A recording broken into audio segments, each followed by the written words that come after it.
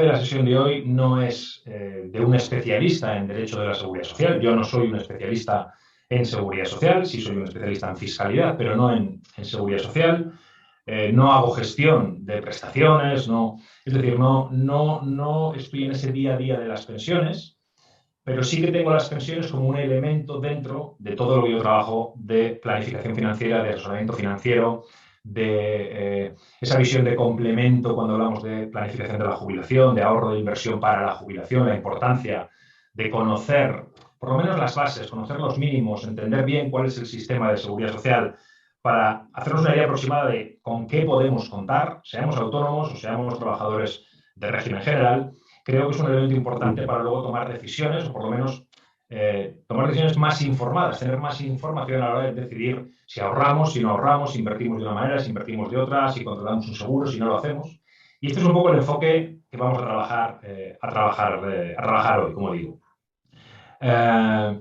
Esto, de una manera u otra, yo lo he resumido aquí con estos dos muñequitos, en los que, veis que digo, ingresos en la etapa activa versus ingresos en la etapa pasiva.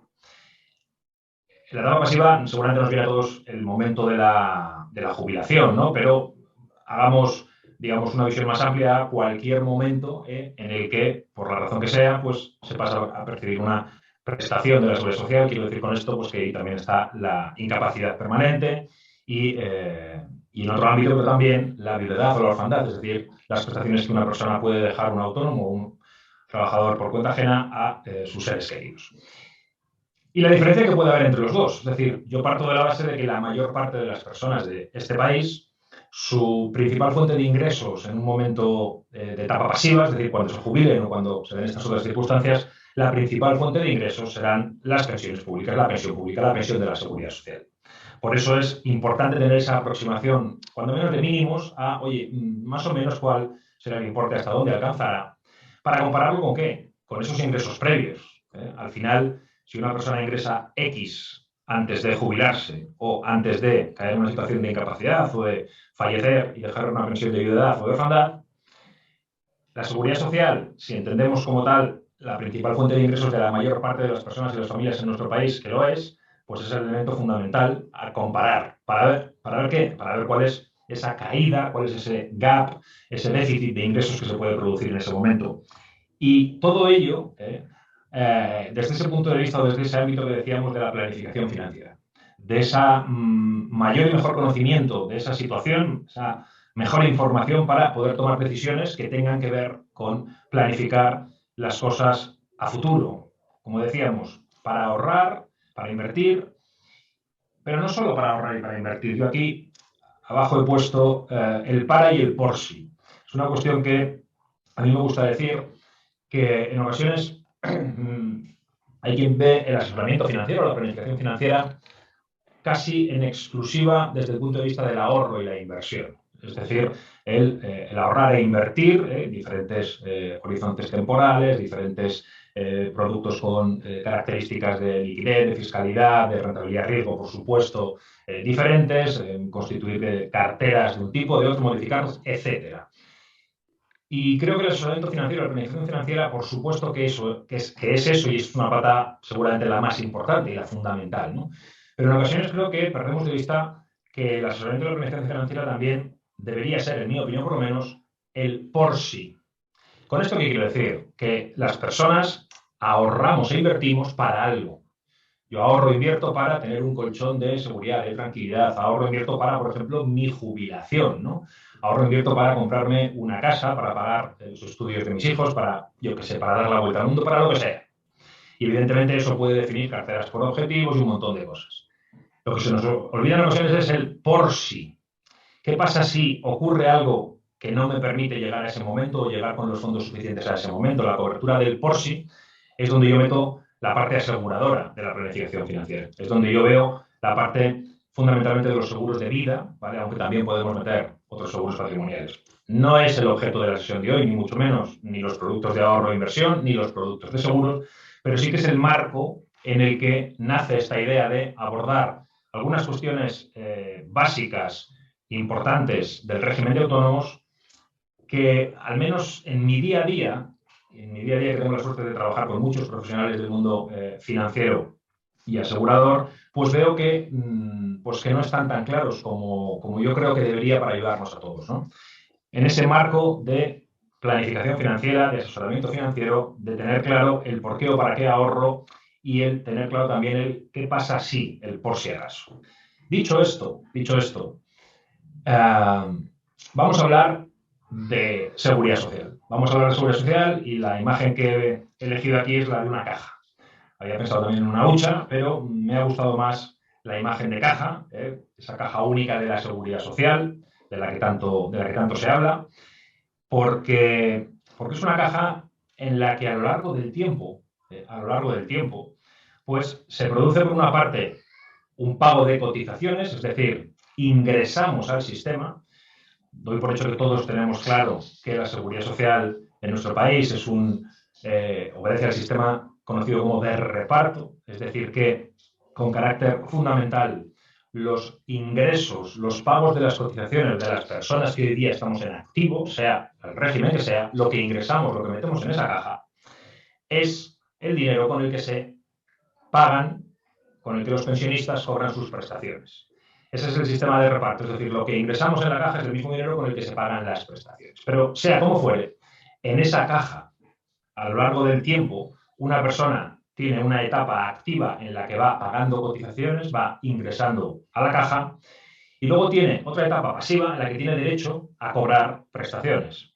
Esto ya siempre tiene un punto de polémica porque en ocasiones no todo el mundo tiene claro lo que realmente significa el sistema de reparto y el hecho de que el dinero que tú pusiste se fue al poquito tiempo a pagar otras pensiones y lo que tú has generado es un derecho a que otras personas que en su momento estén metiendo dinero en la caja, con ese dinero te paguen la tuya.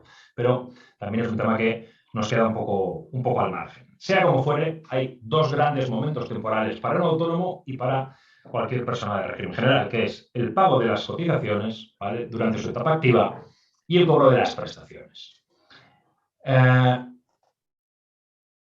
Veis ahí que pongo la fecha de ayer 4 de mayo. De hecho, comentábamos con Jordi un poco cómo la actualidad, ¿no?, la rabiosa actualidad de lo que sea. Hoy nos toca seguramente Comisión de Secretos Oficiales, por desgracia la guerra de Ucrania y otras muchas, pero cómo la actualidad va de alguna manera arrollando otros temas importantes. Lo decíamos en base a esa propuesta de reforma del sistema de autónomos, que en el mes de febrero dio mucho que hablar y que parece como que se ha ido dejando un poco al lado, y es porque la actualidad pues, va poniendo otros temas encima de la mesa. Sea como fuere, en esa actualidad ayer, ¿qué pasó ayer? Pues ayer tuvimos unos datos respecto al paro, a la población ocupada y la afiliación a la seguridad social, que realmente pues fueron buenos datos, de los cuales hay que alegrarse y de los que probablemente hoy se habla menos de lo que debería o deberíamos para, bueno, pues por lo menos tener alguna noticia positiva con la que desayunarnos o almorzar. El mercado laboral supera por primera vez los 20 millones de afiliados, es decir, hay 20 millones de personas que en mayor o menor medida estamos metiendo dinero en esa caja. ¿Vale? Además, los contratos indefinidos, vamos ahí, se disparan en abril, ¿vale?, con lo cual también es una, sin duda, buena noticia. Se produce un récord de trabajadores. Aquí también podemos ver que el enfoque de una misma noticia, de un mismo hecho, cómo cambia de unos titulares a otros, ¿vale? Estos titulares que estáis viendo ahora en pantalla, ahora ponemos el medio en el que aparecen, pero todos de una manera u otra ponen pues o enfatizan más en un punto que en otro.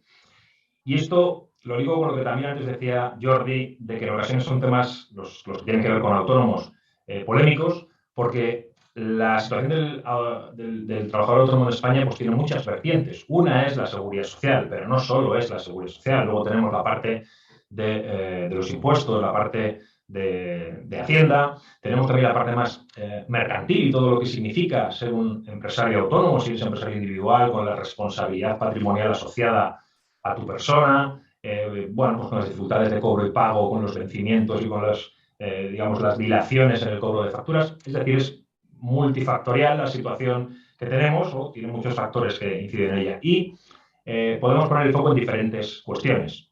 en lo que hoy nos toca, que es la seguridad social, también podemos poner el foco en diferentes cuestiones, como ocurre, insisto, con la noticia de ayer, que es una buena noticia, que hay 20 millones de personas que de una manera u otra estamos poniendo dinero en esa caja y que podemos analizar de diferentes puntos de vista o ámbitos. Sea como fuere, ¿quiénes somos?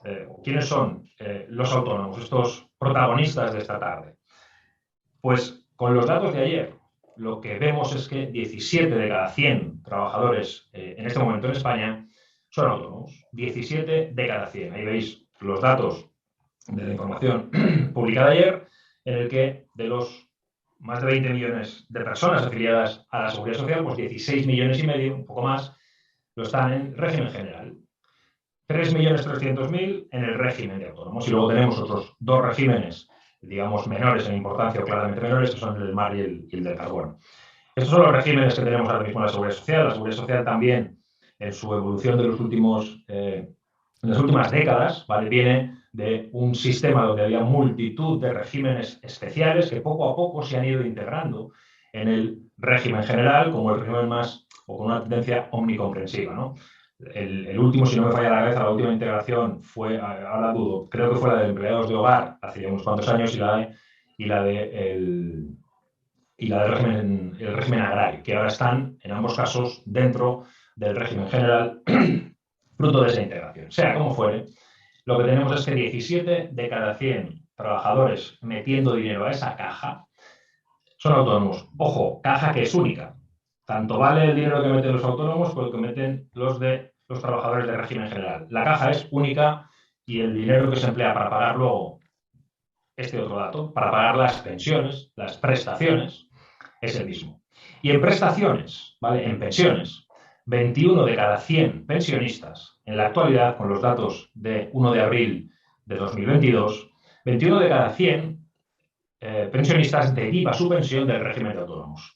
Deriva su pensión significa que si es una pensión de jubilación se ha jubilado de acuerdo al régimen de autónomos y, por ejemplo, si es una pensión de viudedad, pues el autónomo o autónoma falleció y deja el derecho a la pensión a su cónyuge o pareja si cumple los requisitos. Bueno, 21 de cada 100 derivan del régimen de autónomos.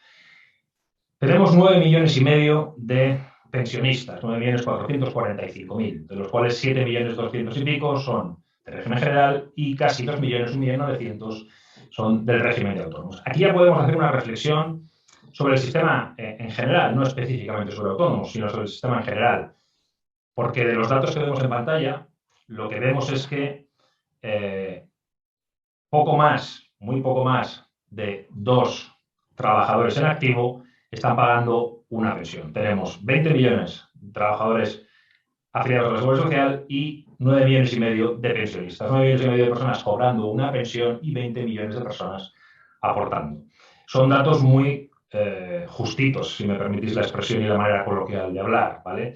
Se suele hablar de que la sostenibilidad del sistema pues, está más o menos garantizada por encima de 2,7, 2,8 trabajadores por pensionista, ¿vale? En cualquier caso, con el dato de ayer es un buen dato que ojalá se consolide y crezca, aunque bueno, habrá que ver cómo sigue evolucionando todas las cuestiones que afectan en este momento a la situación económica, ya no solo de España, sino del mundo y su repercusión en el empleo. Dicho esto, hay otra cuestión que merece la pena ver o desglosar aquí, y es que de ese 1.900.000 personas que cobran una pensión derivada del régimen de autónomos, la pensión media en jubilación son 833. La pensión media, Esto de las medias va como va y todos lo sabemos y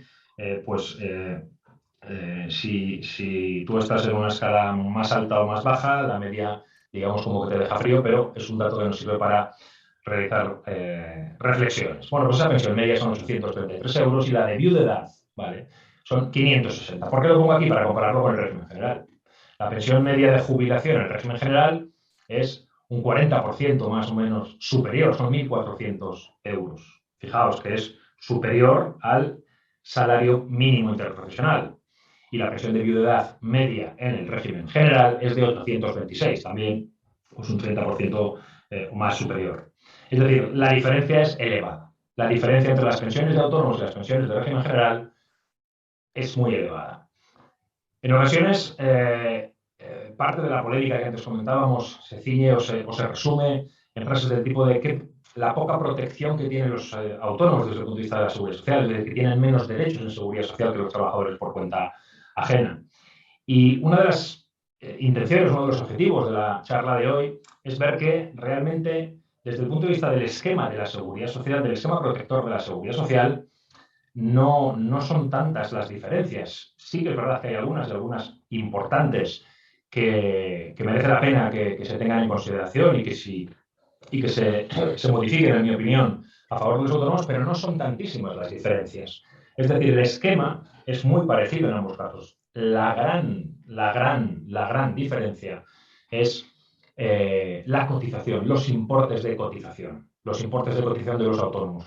Los autónomos con carácter general cotizan por bases inferiores a las de los empleados asalariados o trabajadores por cuenta ajena, y eso conlleva que sus pensiones sean inferiores. Y creo que esta es una parte muy importante a tener clara, que las diferencias no vienen tanto de que la seguridad social proteja más o menos, sino que las cotizaciones son muy diferentes. Y esta también es el eje de la reforma propuesta por el Gobierno, pero que tiene otras derivadas. Es decir, no es tan sencillo como decir, pues se deben ser las cotizaciones, porque hay otras derivadas, evidentemente, que afectan a los autónomos. Dicho esto, o continuando esto que estamos diciendo, vamos a hacer un brevísimo cuadro comparativo de régimen general y de régimen de autónomos. El régimen general de la seguridad social y el régimen especial de trabajadores autónomos. ¿El régimen general cubre la jubilación? Sí, por supuesto. Y el régimen de autónomos también. Con algún matiz que ya anticipo, pues no cubre las lagunas de cotización, que luego cuento más detalle, ¿vale? Y bueno, pues en determinadas situaciones de jubilación extraordinaria, es decir, pues anticipadas, parciales, pues tiene alguna diferencia en cuanto a requisitos más restrictivos, pero con carácter general, evidentemente, cubre la jubilación en términos similares, podemos decirlo así. Y la viudedad, pues la viudedad también, tanto el régimen general como el régimen de autónomos la cubren, y aquí hay apenas diferencias. Hay apenas diferencias desde el punto de vista del sistema de cobertura en ambos regímenes.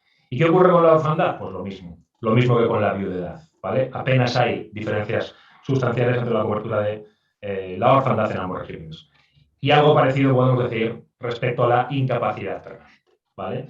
Algo parecido respecto a la incapacidad permanente, con el matiz de que en el caso del régimen general, cuando esto pueda derivar de un accidente de trabajo, puede haber coberturas adicionales que como sanción vayan a cargo de la empresa, y evidentemente en el caso del autónomo pues no habrá empresa, porque es el mismo o ella misma que lo costee. Pero con carácter general no hay diferencias y todas estas cuestiones están cubiertas. Y cubre la incapacidad temporal. Si os fijáis aquí, la incapacidad temporal la sombreamos de forma discontinua porque no es una pensión como tal, ¿vale? Es una prestación, pero como su propio nombre indica, y por su función y su objetivo es temporal, con lo cual no lo podemos considerar pensión vitalicia, que tampoco la orfandad es vitalicia, sino hasta llegar a una determinada edad, pero bueno. El régimen general, claro que lo cubre, y el régimen de autónomos también. Y esto aquí, mi experiencia demuestra que no siempre está claro. No todo el mundo tiene claro que los autónomos tienen derecho a la incapacidad temporal. Además de las reformas o de las modificaciones en el sistema de seguridad social que hemos comentado que se han producido en las últimas décadas, integrando regímenes especiales, comentábamos el agrario, empleados del hogar y demás, también llevamos décadas con diferentes modificaciones de seguridad social, algunas muy conocidas, ¿no? El alargamiento de la edad de jubilación, el alargamiento del periodo de cálculo de las bases reguladoras, que comentaremos, y en el régimen de autónomos también algunas, y esta es una de ellas.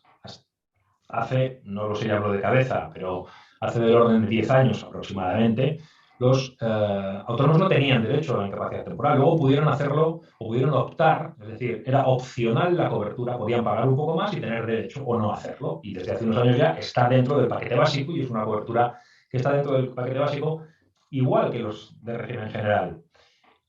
¿Qué ocurre? Y no es el objetivo la incapacidad temporal, pero en la incapacidad temporal de una persona trabajadora por cuenta ajena, de un empleado, se pueden dar dos circunstancias. Y es que la parte que no cubre la seguridad social, como resumen, en la incapacidad temporal hay unos primeros días, hay 3 primeros días que no tienen prestación, ¿vale? Y luego del cuarto al 20, me parece que es, pues se cobra el 60% de la base reguladora y a partir del 21 el 75%, si ha sido un accidente de trabajo se cobra, o enfermedad profesional, el 75% desde el primer día.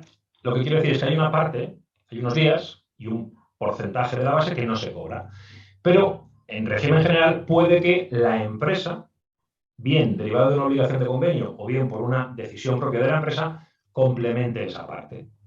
Dicho de otra manera, en régimen general, en los trabajadores por cuenta ajena, cuando una persona cae de baja, si su empresa complementa lo que no paga la seguridad social, cobra lo mismo que estando en alta, es decir, no pierde dinero. Y ahí está la mayoría de los trabajadores por cuenta ajena. También es cierto que hay otras empresas que si no tienen obligación de convenio y no tienen esa decisión, si no complementan, el trabajador pierde una parte. Bueno, pues en el régimen de autónomos, el autónomo siempre pierde una parte respecto a la base reguladora, porque los primeros días no los paga la seguridad social y van a su costa, y porque lo que falta del 60% al 100% de la base o el 75% al 100%, pues va de su cargo, evidentemente. El desempleo, pues también, con la prestación de cese de actividad, pues lo mismo, hace unos años no había nada parecido y se introdujo esta prestación primero de forma opcional y después de forma ya dentro del paquete básico de cobertura de autónomos. Vale. ¿Quién está incluido? Estamos hablando ya de régimen general, de régimen de autónomos y todos seguramente tenemos en la cabeza quiénes están incluidos, pero hay fundamentalmente un matiz que me interesa hacer desde el punto de vista que queremos abordar la charla. En el régimen general están los trabajadores por cuenta ajena, los que prestan servicios para otros, lo que se llaman asalariados, ¿no? Las personas que tienen dependencia de otras personas que son sus empleadores, ¿no?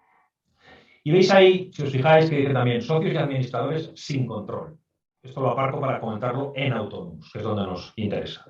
Y la mayor parte de los funcionarios de las diferentes administraciones territoriales de nuestro país, aunque los funcionarios que pertenecen a la Administración Civil del Estado, las fuerzas y cuerpos de seguridad del Estado y el Ministerio de Servicios de Justicia, los que estaban antes de 2011, los que han entrado después no, pero esos mantienen un régimen especial. Nos da un poco igual.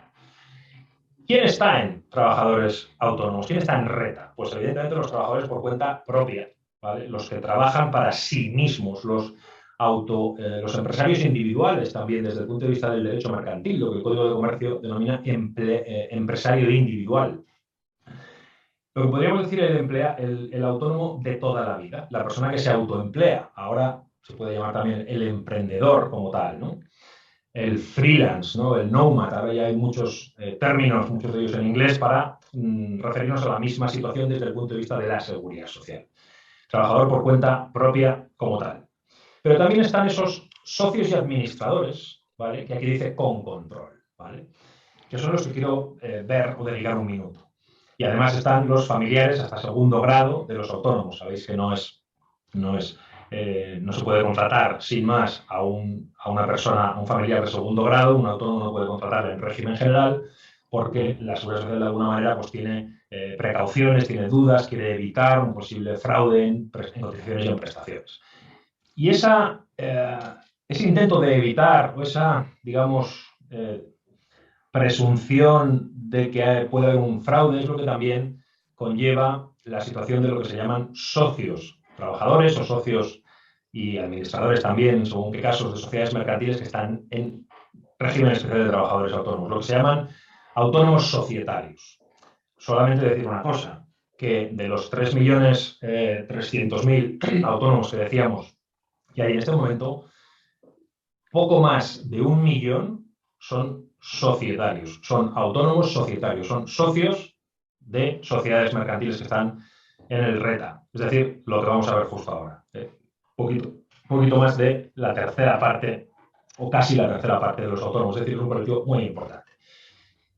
¿Quiénes son estos señores y por qué están en régimen especial de trabajadores autónomos?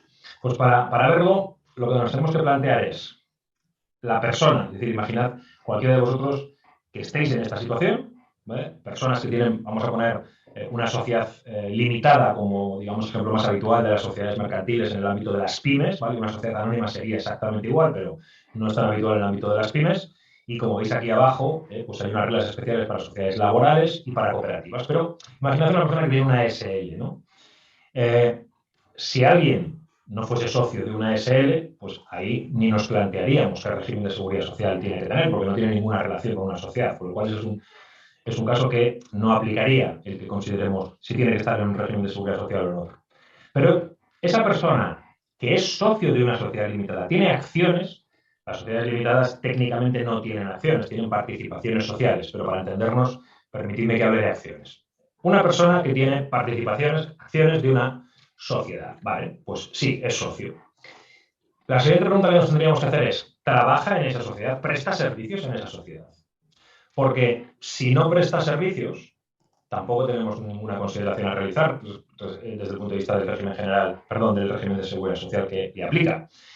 Este sería el caso, imaginad, una persona que compra en bolsa acciones de Telefónica. Voy a poner Telefónica como ejemplo de gran sociedad capitalista, ¿no? Gran sociedad mercantil, evidentemente anónima.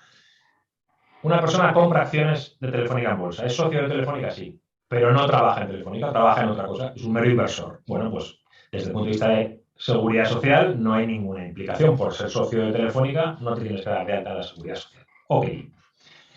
Pero imaginad que un trabajador de Telefónica, o ese mismo señor o señora que ha comprado acciones de Telefónica, cambia de trabajo y empieza a trabajar en Telefónica, se convierte en trabajador de Telefónica. Tiene unas acciones de Telefónica que ha comprado en bolsa y ahora le ha contratado Telefónica. Está en plantilla de Telefónica, por lo cual sí que trabaja en Telefónica. Pues tenemos que hacernos otra pregunta, y es, ¿tiene el control de Telefónica o no? ¿Qué significa esto de que tenga el control o no? El resumen sería, ¿puede tomar decisiones en Telefónica que de una u otra manera puedan condicionar si cotiza más, si cotiza menos, si le despide Telefónica y cobra el paro durante un tiempo? Es decir, ¿puede influir en una especie de fraude de prestaciones? ¿Tiene el control de esa sociedad para poder tomar decisiones de ese tipo? Porque si lo tiene, perdón, vamos a empezar por el que no. Si no lo tiene, como es el caso, una persona que compra acciones de Telefónica en bolsa y trabaje en Telefónica con el volumen de acciones que tenga en Telefónica, no va a ser suficiente para controlar Telefónica. ¿Qué significa o qué entiende la seguridad social por control? No, lo resumo muy brevemente. Pues básicamente que tengas el 50% de las acciones de los derechos de voto o otros porcentajes inferiores, del 33% si tienes funciones de dirección y gerencia ejerciendo cargo de administrador, o el 25% también si convives con otras personas familiares hasta el segundo grado. Es decir, diferentes situaciones, evidentemente la más clara es que tengas el 50% o más, pero en otros porcentajes inferiores sí coincide además con una condición de administrador, de consejero, con funciones de dirección y gerencia y con familiares hasta segundo grado. Si se dan esas circunstancias que permiten, que evidencian que tienes poder de decisión sobre la sociedad porque tienes la mayoría de las acciones o junto a otras personas o por tu cargo puedes tener una influencia por las decisiones, se entiende que tienes el control. Y en este caso es donde les obligan a estos señores y señoras a darse de alta en el régimen de autónomos. Y estos son los que se denominan trabajadores autónomos societarios, y estos son las personas que en nuestro país actualmente conforman más de 1 millón de personas de esos 3.300.000 que antes había. Estos son los que están incluidos, ¿no? ¿Quiénes están incluidos en cada uno de los regímenes? En lo que nos afecta de autónomos, el autónomo de toda la vida, tradicional por decirlo de una manera, autónomo ordinario, y este trabajador autónomo, perdón, socio trabajador autónomo societario. Ahora vamos a ver quién cotiza, es decir, quién mete dinero en la caja, permitidme que hable así, y en función de qué. Y aquí sí que hay una diferencia grande e importante entre el régimen general de la seguridad social y el régimen especial de trabajadores autónomos. Porque en régimen general cotiza una parte, la parte grande, por decirlo de una manera, la empresa, y otra parte, la parte pequeña, el trabajador. Eso es quién cotiza, trabajador y empresa. Y en función de qué cotiza, es decir, ¿de qué depende cuánto? Pues depende de la retribución del trabajador, de lo que realmente perciba el trabajador. Está vinculada la cotización con la retribución, cosa que no ocurre en régimen de autónomos, cosa que no ocurre en régimen de autónomos, cosa que en el régimen de autónomos significa que el único que cotiza evidentemente es el propio trabajador autónomo porque no hay más personas que pudieran cotizar por él. Él es el empresario individual o el que tiene la obligación de cotizar y cotiza con independencia de sus ingresos reales. Es decir, no está vinculada la cotización con los ingresos reales, con sus ingresos de su actividad. Esto es lo que la Unión Europea ha exigido a España que modifique, que actualice, que proceda a establecer un sistema en el que se vincule la cotización de los autónomos con sus ingresos reales. Esto es lo que ha motivado la propuesta del gobierno de finales del año pasado y la actualización y modificación en febrero. Para hacerlo, el problema probablemente es el cómo, el cuándo, con qué ritmo y cuáles importes, ¿no? Pero la filosofía, evidentemente, tiene sentido. Tiene sentido que, de una manera u otra, se vincule cotización e ingresos reales. De hecho, muchos colectivos de autónomos están a favor de esta cuestión. ¿Por qué? Porque eso significará mejorar las pensiones el día de mañana. Si lo que el autónomo cotiza hoy está más cerca de lo que ingresa, eso significa que sus pensiones del día de mañana serán superiores y estarán más cerca de lo que ingresaba, como vamos a ver ahora en un momento.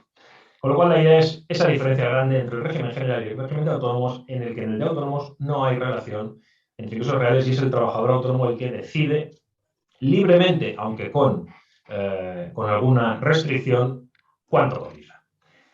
Vamos a ver la segunda parte, ¿vale? Perdón, la segunda parte. Vamos a ver esta parte en detalle, que es la de ingresar dinero a la caja. Y para eso os pongo una pregunta en pantalla. Si alguien se anima y queréis a través del chat que tenemos ahí abierto y alguien se quiere animar a dar su respuesta, sin miedo, sin miedo a equivocarse, porque estamos aquí para comentar y no hace falta saberse las respuestas. Es una mera excusa y una introducción que dice: si un autónomo no societario, autónomo ordinario, normal, de toda la vida, te dice que paga lo mínimo a la seguridad social, algunos o muchos de los que estáis en la sala de sois autónomos podéis estar en esta situación, o si trabajáis con autónomos de una manera u otra, o conocéis en vuestros entornos autónomos, muchos están en esta situación. Si te dice que paga lo mínimo, significa que su base de cotización mensual asciende ¿a cuánto? A 293, a 377, a 960, a 1234. Al margen.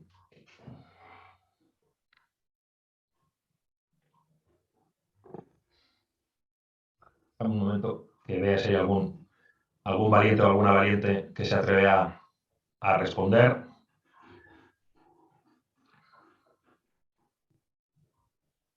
Tenemos varios, unos por la opción de preguntas y respuestas de Zoom y otros por la opción de chat. Y vemos. Fijaos, la respuesta, como tenemos tres opciones, estoy viendo, la A, la C y la D. La respuesta correcta es la C, ¿vale? Pero está muy bien que os lancéis y os lo agradezco. ¿Por qué?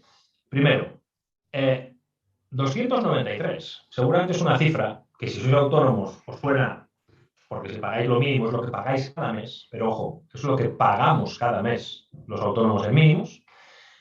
Pero la pregunta no era cuánto pagas al mes, sino a cuánto asciende tu base de cotización, que es distinto, como vamos a ver. Si sois autónomos societarios o tenéis conocidos o trabajáis con clientes que son autónomos societarios, como los hemos definido, lo que pagan cada mes son 377. Es decir, la A y la B son lo que técnicamente se llama la cuota, el boletín de autónomos, el recibo de autónomos. Es el importe que cada mes la Seguridad Social carga en sus cuentas. Pero la cuota, el boletín de autónomos, obedece a una base de cotización por un tipo, como vamos a ver ahora mismo. Una base por un tipo. La pregunta que hacíamos aquí es la base. ¿Y por qué la base? Porque la base es el elemento fundamental que va a definir las pensiones en el futuro. En función de la base por la que cotices hoy, cobrarás mayor o menor pensión. Por eso es el elemento importante. Y si alguno hace una cuenta rápida y multiplica 960 por el 30%, 30,6, que es el tipo que pagamos los autónomos, verá que le salen 293 euros. Y si alguno hace otra cuenta rápida y multiplica 1.234 por 30,6, verá que le salen 377. Porque 960 es la base de cotización que, multiplicada por un tipo del 30,6%, da como resultado una cuota de 293 de los autónomos no societarios, los ordinarios, los de toda la vida, si me permitís la expresión, y 1.234 de base mínima de los autónomos societarios, esos de la sociedad, multiplicado por un 30,6 da 377. Pero fijaos que en el caso de los asalariados, la diferencia con el régimen general, como hemos comentado antes, es que en el régimen general sí está vinculado la cotización, la base de cotización, al ingreso real. En el caso de un asalariado de régimen general, un empleado que tenga una nómina de 3.000 euros mensuales, cobra 3.000 euros en 14 pagas, tiene dos extras. Si cobra 3.000 euros en 14 pagas, no os lo pregunto, ya lo pongo yo aquí. Su base de cotización son 3.500. ¿Por qué? Porque su base de cotización es sus ingresos, su retribución. Lo que ocurre es que las pagas extras se prorratean. Multiplicas 3.000 por 14 y divides entre 12. Se cotiza 12 veces a la Seguridad Social, pero como cobras 14, lo multiplicas y divides entre 12. Y su base de cotización son 3.500. Con esa base de cotización ocurre lo mismo que con la del autónomo, que el día de mañana, cuando le calculen una pensión de jubilación, de viudedad, de orfandad, de incapacidad permanente, de incapacidad temporal en la prestación, etc., la variable fundamental de cálculo, una de ellas, es esa base. Con lo cual, cuanto más cerca está de sus ingresos reales actuales a su base actual de cotización, más cerca estará su pensión. En un autónomo como el de antes, cualquier autónomo que sus ingresos netos de gastos superan los 960 euros, es decir, un autónomo que ganase 3.000, si lo pudiésemos hacer en términos mensuales, pero el equivalente que ingresase en términos netos, ingresos menos gastos, y el resultado fueran 3.000 mensuales, si cotizaba por la mínima 900, cuando le calculen una pensión sobre 900, que además va a ser inferior, pues su caída de ingresos es mayor. Ese es el objetivo de tener claras estas cuestiones y cómo influyen. ¿Por qué? Porque es la parte, ese gap, ese déficit, esa pérdida de ingresos que con la planificación financiera, del ahorro, de la inversión y con la planificación financiera de los seguros para situaciones sobre todo de orfandad o de viudedad, habremos de intentar complementar, habremos de intentar de hacerlas complementarias. ¿Qué ocurre en el caso de un asalariado? Y esto me sirve para hablar de otro elemento importante que también está dentro de las posibles reformas en el corto plazo de la Seguridad Social. ¿Qué ocurre si ese trabajador por cuenta ajena, asalariado, le suben el sueldo? En vez de 3.000 euros en 14 pagas, cobra 5.000 euros en 14 pagas. No sé si alguien se anima a dar respuesta a esta. ¿Cuál sería su base de cotización mensual? ¿A, B, C o D? Pues como voy viendo a Enrique, a Juan Carlos, la respuesta correcta es esa, es la A. Alguien puede pensar, y es habitual, después de una explicación como la que hemos dado, alguien podría decir 5.833, porque he hecho el cálculo rápido, 5.000 por 14 dividido entre 12 da 5.083, prorrateando las extras. Lo que ocurre es que en la Seguridad Social existe una cosa que se llama base máxima de cotización. Nadie cotiza a la Seguridad Social por una base superior a 4.193 con 10 céntimos en 2022. Es lo que se llaman trabajadores topados. Trabajadores topados, que lo que significa es que si esta persona cobra 5.000 euros en 14 mensualidades, si lo prorrateas a 12 mensualidades sería como 5.800. Pero cotiza por 4.193. El día que cause derecho a una pensión, la base de cálculo va a ser 4.193, es decir, va a ser inferior a sus ingresos reales. Necesita un complemento. Necesita un complemento para mantener ese nivel de ingresos, si es que quiere mantener ese nivel de ingresos, porque puede ser que en jubilación pienses que vas a gastar un poco menos, pero probablemente en situaciones de viudedad, de orfandad, es decir, en en circunstancias, en prestaciones, en contingencias, pues previas a la jubilación, evidentemente, pues la necesidad es distinta. Sea como fuere, esto lo que me sirve es para hablar de esa base máxima de cotización de 4.193 euros. Vale. Lo que acabamos de decir es que lo que cada mes pagamos a la Seguridad Social, tanto los autónomos como las empresas, es la cotización. Y ese es el resultado de una base por un tipo, en todos los regímenes. ¿Cuál es la diferencia? Lo que hemos dicho ahora lo vamos a poner aquí en resumen. Que en régimen general, los empleados, los trabajadores autónomos, los trabajadores por cuenta ajena, la base de cotización depende de la retribución, de lo que realmente cobra el empleado. Hay unos conceptos incluidos que son casi todos y unos excluidos. Básicamente podemos decir que las dietas, los gastos de locomoción, de manutención y poca cosa más. Y hay unas bases mínimas y máximas entre las categorías profesionales y la máxima, ya lo hemos dicho, 4.193. Y las extras se prorratean. Esa base de cotización luego se multiplica por un tipo. Y en régimen general el tipo depende del tipo de contrato, ¿vale? Y de diferentes digamos, diferentes categorías en función de contingencias comunes, el FOGAS, algunas que van a cargo de la empresa, otras que van a cargo del empleado. Sin embargo, en régimen de autónomos es distinto. ¿Por qué? Porque la base de cotización, hemos dicho, la elegida por el trabajador autónomo, con libertad, teniendo en cuenta que hay unas bases mínimas y máximas. Ya las hemos visto. La base mínima de los trabajadores autónomos, 960 euros, y si son societarios, 1.274. Y la máxima, que es la misma en régimen general que en autónomos, 4.193. Y luego hay unas limitaciones por edad. A partir de los 47 años, un autónomo no se puede subir la base todo lo que quiera. ¿Por qué? Porque la Seguridad Social tiene una precaución, trata de evitar que alguien esté pagando lo mínimo durante muchos años y luego los últimos años, que son los que más cuentan para la pensión de jubilación, como vamos a ver brevemente, suba la base para comprar, entre comillas, una pensión mayor. Bueno, pues para restringir estas posibilidades, limita la subida a partir de 47 años y no podrá subir más que hasta unos importes y en función también de cotizaciones previas y demás. Con lo cual, libertad de elección entre base mínima y base máxima con consideración especial a partir de los 47 años. El tipo por el que se multiplica, esa base, se multiplica con un tipo que en 2022 para los autónomos, como vamos a ver ahora mismo, es el 30,6. Es lo que la normativa en cada momento va estableciendo. Lo que acabamos de decir lo tenemos aquí con números por si a alguien le interesa. En régimen general, la base máxima son esos 4.193 y en función de las categorías profesionales, diferentes bases mínimas. Y en RETA, la base mínima que hemos dicho, 960, los autónomos societarios 1.234 y una base máxima de 4.193 que tiene límites por edad y por las cotizaciones previas.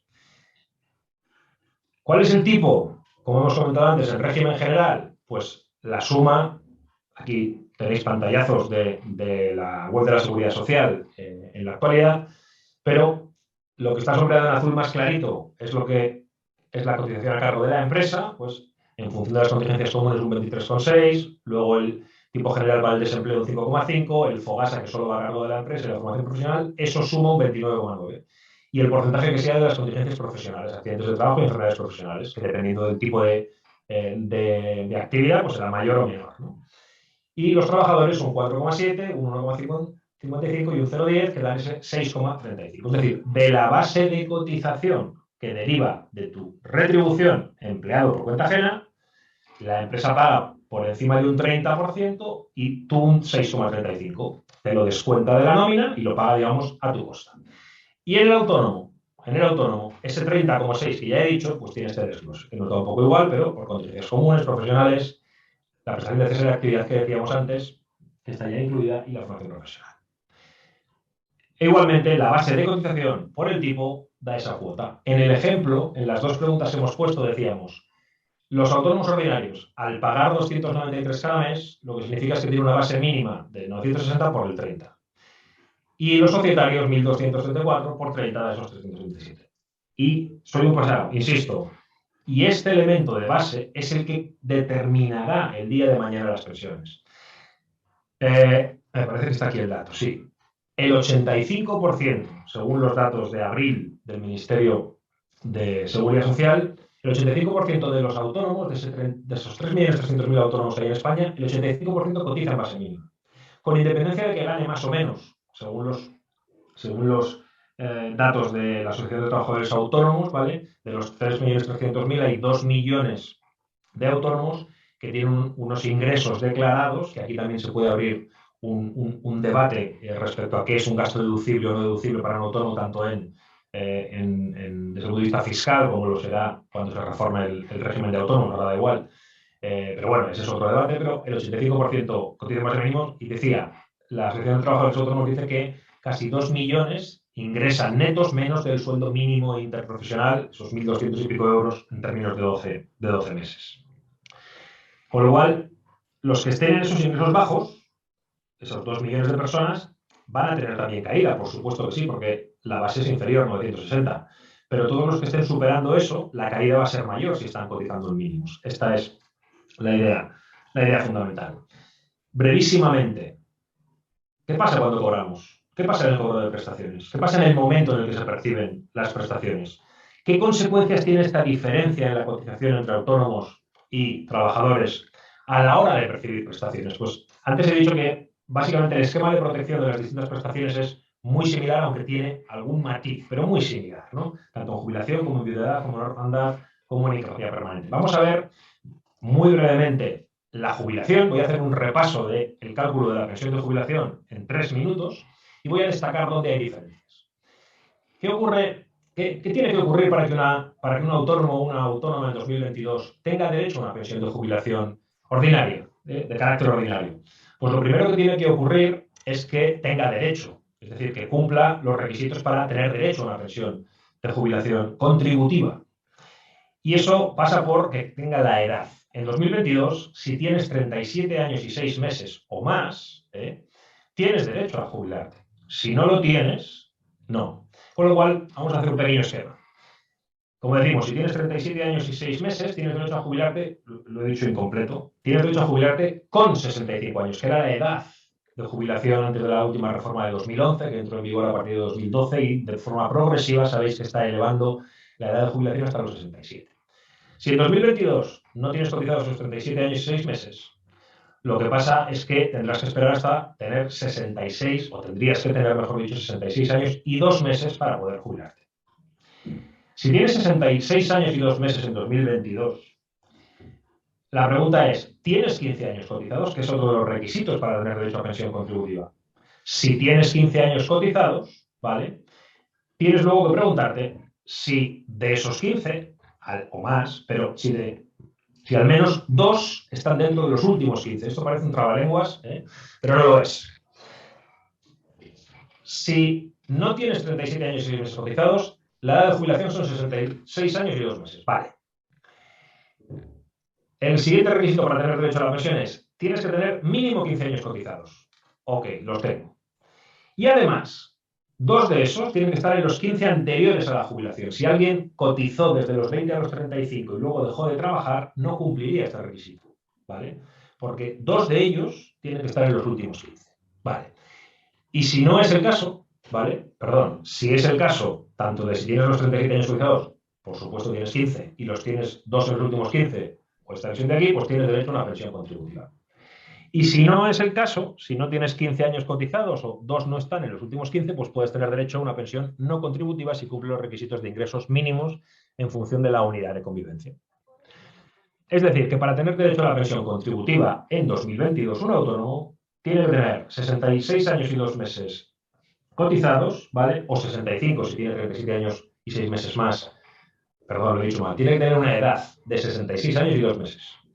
O 65 si tiene 37 años y 6 meses cotizados. Y haber cotizado mínimo 15 y 2 dentro de los últimos 15. Vale, ¿y de cuánto es la pensión? Pues la pensión es una base reguladora, aquí cambia el nombre, base reguladora por un porcentaje. Y la base reguladora lo que recoge son las cotizaciones, es decir, las bases de cotización, aquí lo pone muy pequeñito, no sé si se alcanza a ver bien, las bases de cotización mensuales, esa que hemos dicho antes que es tan importante y que es tan diferente en autónomos que en régimen general, esa que hemos dicho que muchos autónomos la tienen más baja que sus ingresos reales y que conlleva prestaciones inferiores por esta razón. Las bases de los últimos 25 años, ¿vale? 300 bases, ¿vale? Dividido entre 350. Se divide entre 350 porque luego la pensión se paga en 14 pagas. Como va a pagar en 14 pagas, pues se divide entre 350.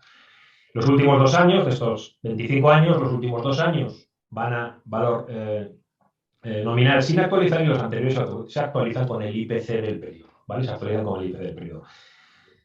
Hoy en 2022 son 25 años. Venimos de una aplicación progresiva tras la reforma de 2011 que entró en vigor en 2012. En aquel momento eran 15 últimos años cotizados y se ha ido creciendo hasta llegar a los 25 actuales y ya se empieza a hablar de volver a modificarlo. Hasta aquí todo es igual para el régimen general. Estamos hablando de régimen de autónomos, pero alguien que esté en régimen general se jubilaría de la misma manera. Otra diferencia importante, y es que en el cálculo de esta base reguladora, a los autónomos, si algún año no han cotizado, si tienen lo que se llaman lagunas de cotización, si durante algún año no han cotizado, ese periodo les cuenta como cero, lo cual le hace bajar mucho la base. Es decir, si alguna de estas 300 bases de cotización mensuales durante ese periodo no cotizó, no tenía obligación de cotizar y no cotizó, le cuentan cero y eso hace bajar el resultado. En régimen general, esto no ocurre. En régimen general, si en algún periodo no se ha cotizado, se toma una cotización que se llama integración de lagunas y se toma en consideración lo que era la base mínima de ese periodo. Es decir, en este punto sí que el régimen general está mejor tratado que los autónomos. Este sí que es un punto que yo creo que habría que revisar porque significa una discriminación, en mi opinión, frente a los trabajadores por cuenta ajena. Una base reguladora calculada así, que luego cobras un porcentaje de esa base, es decir, si esta base, imaginaos que da 100, pues cobras un porcentaje en función de los años totales que has cotizado. Que solo has cotizado los 15 mínimos que te pedían, vienes por aquí, solo habías cotizado estos 15 mínimos, pues cobrarás el 50% de los 100 que han salido aquí. Y si tienes cotizados 36 años, pues cobrarás el 100%. Y una escala de intermedio en función de cada vez más que has cotizado, pues aumenta. Y esa es la pensión del autónomo. Como digo, y el del régimen general también. Gran diferencia, los importes de las bases, que se pondrán aquí como consecuencia de la cotización, y la integración de lagunas. Y en cualquiera de los dos casos, tanto de autónomos como de régimen general, si el importe que sale, el importe calculado de esta manera, no llega a la pensión mínima, es decir, sabéis que cada año se publican importes de pensión mínima por cada una de las categorías, si el importe así calculado es más bajo que la pensión mínima, ¿vale? Pues, o sea, si se encuentra pensión mínima y la máxima, es decir, si está dentro de ese intervalo, pues oye, esa es tu pensión y se acabó. Pero si no llega a la pensión mínima, lo que falte se le sumará como complemento a mínimos. Tendrá derecho a un complemento a mínimos de la pensión. Esa parte hasta llegar al importe de pensión mínima en cada año. En el caso poco probable, aunque posible, de que superase la máxima, pues eso se descontaría, pero esto es bastante menos habitual. Por dar el dato, de los 1.978.000 pensionistas de todo tipo, jubilación, viudedad, etcétera, de orfandad, incapacidad permanente, que derivan de autónomos, de ese 1.900.000 que derivan de autónomos, el 33% percibe un complemento a mínimos. En régimen general es el 20%, ¿vale? Es el 20%, aquí es el 33%. Además de estas cuestiones que hemos comentado como diferencias de la base de cotización y de la integración de lagunas, pues los autónomos tienen otras particularidades en cuanto a la posibilidad de la jubilación anticipada y la flexible y la parcial que está pendiente de desarrollo. Es decir, tienen más restricciones. Pueden acceder a la pensión de jubilación anticipada, pero con más restricciones que en régimen general y en algunas otras. Visión de 30 segundos de la pensión de viudedad. La pensión de viudedad, básicamente el cálculo de la pensión o el importe de la pensión de viudedad depende de dos cosas. La base reguladora, que para nuestros efectos, de forma muy resumida, podemos decir que es equivalente a la base de cotización. Equivalente. Aquí se toma un periodo mucho menor, si no deriva de accidente de trabajo y estaba en alta la persona fallecida, es decir, no es un pensionista, pues la persona viuda, el pensionista viuda, puede elegir las bases de cotización en un periodo de los últimos 5 años, por las 24 bases de cotización que elija. Nos da un poco igual. Quedaros con la idea de que es equivalente a la base reguladora. Dicho de otra manera, ese autónomo que estaba pagando lo mínimo de 960, su base reguladora, si deja viudedad, será 960, para resumir. Y se multiplicará por un porcentaje. Os hago otra pregunta aquí. La última pregunta, y en 5 minutos hemos acabado. El porcentaje de la base reguladora, que como digo es equivalente a la base de cotización, que se cobra en caso de viudedad, ¿cuál creéis que es? ¿A, B, C o D? Y digo lo mismo, creo que es información a tener en cuenta para decir, cuando yo hago cálculos de planificación financiera, tengo que tener en cuenta de que en función de cuánto estoy cotizando, si soy autónomo, cuánto ingreso realmente en términos netos, cuánto estoy cotizando, cuánto dejaría en este caso. Para jubilación hemos hablado hace un momento, y esto tendrá que ver con el ahorro, con la inversión para complementarlo, pero para otros supuestos del por si acaso no llego, para esa noción de viudedad y de orfandad y demás, tendré que tener en cuenta qué porcentaje de base será la que conlleve la pensión. Y os lo digo yo. Puede ser cualquiera de las tres. Con carácter general es el 52%. La pensión de viudedad, con carácter general, el tipo es el 52%. El 52% de la base reguladora es la pensión en sí. Cuando cumple 65 años, sube a 60. Y si se produce lo que se llama viudedad con cargas, Es decir, si la persona viuda tiene hijos menores a su cargo sin ingresos mínimos, ¿vale? Hijos menores a su cargo sin ingresos mínimos, pues el porcentaje llega al 70%. Dicho de otra manera, en el mejor de los casos, entre comillas lo de mejor, en el mejor de los casos, la viudedad va a ser del 70%. ¿De qué? Soy un poco pesado, lo siento. El 70% de la base reguladora, que a nuestros efectos es la base de cotización. Si eres un autónomo que ganabas 3.000, cotizabas por la mínima, como es 85%, 960, el 70% de 970 son 600 y pico euros.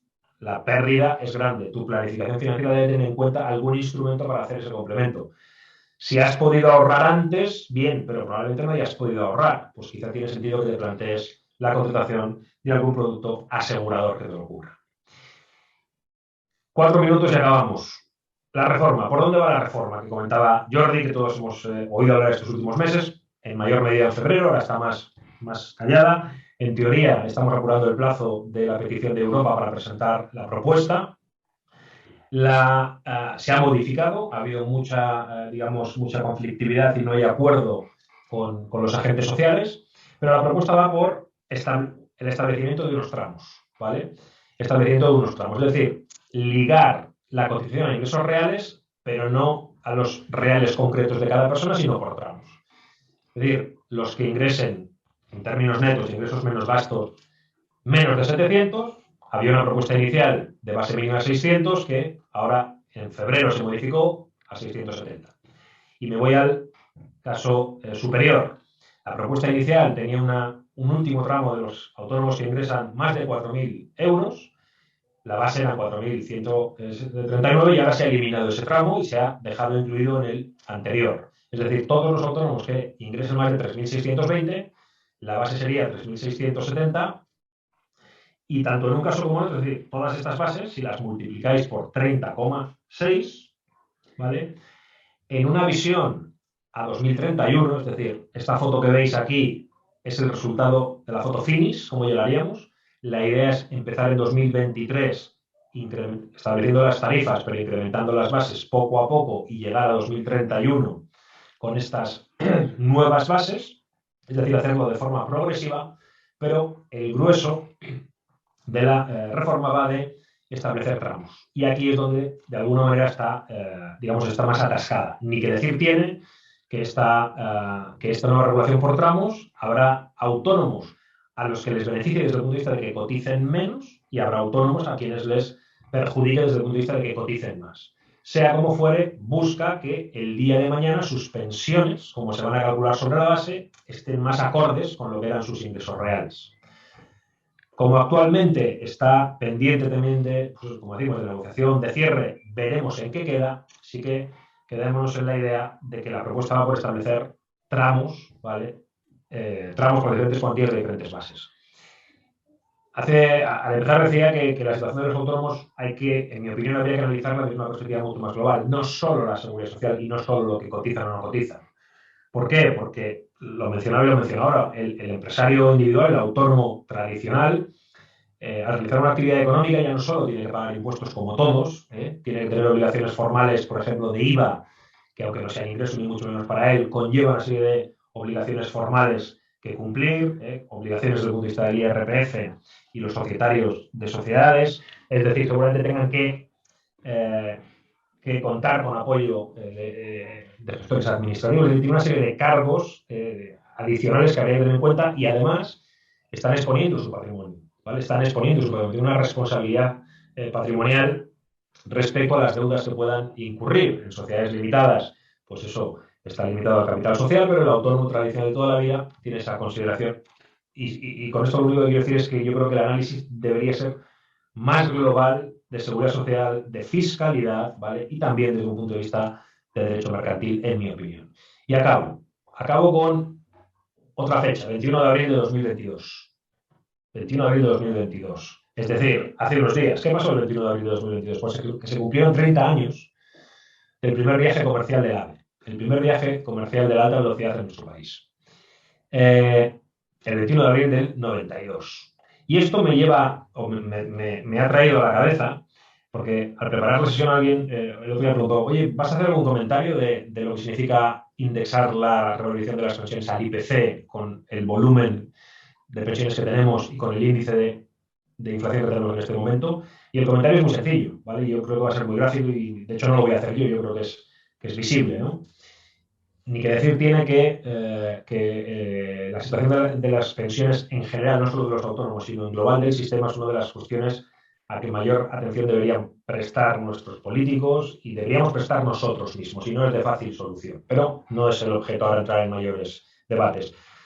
Sí que es verdad que yo a veces digo que las pensiones en nuestro país, autónomos y de régimen general todas, yo las comparo a veces como con una tarta. Es decir, vivir en un estado como el nuestro, que es un estado del bienestar, que tiene pensiones para situaciones pasivas, ¿no? de las personas en jubilación, en viudedad, etcétera, para mí es una fiesta. Creo que es una suerte y hay muchos otros países del mundo que no la tienen. Pero es una fiesta que tiene una tarta, y la tarta es la que es. Podemos hacer que la tarta sea más grande, es decir, podemos generar más empleo, subir cotizaciones y que no se resienta la actividad económica, ojalá, pero eso no es fácil. Entonces, la tarta, cuando la tarta es la que es, si cada vez hay más personas que se suman a la fiesta, y hoy no lo hemos hablado, pero doy por hecho que todos tenemos claro que el aumento de la esperanza de vida hace que, gracias a Dios, cada vez vivamos más años, por lo cual cada vez habrá más gente que llega, que alcanza la jubilación y que vive muchos años durante la jubilación. Es decir, más gente que se suma a esa fiesta que lo es. Pues si la tarta es la que es, si no somos capaces de hacerla crecer mucho y hay más invitados, más gente, los trozos tienen que ser más pequeños.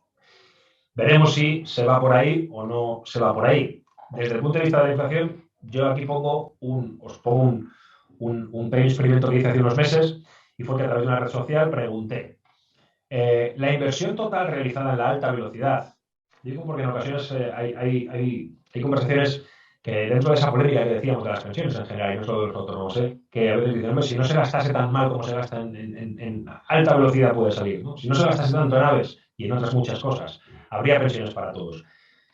Yo entiendo perfectamente la frase y es verdad, ojalá se gastase mucho mejor de lo que se gasta en muchos ámbitos, muchísimos, ¿vale?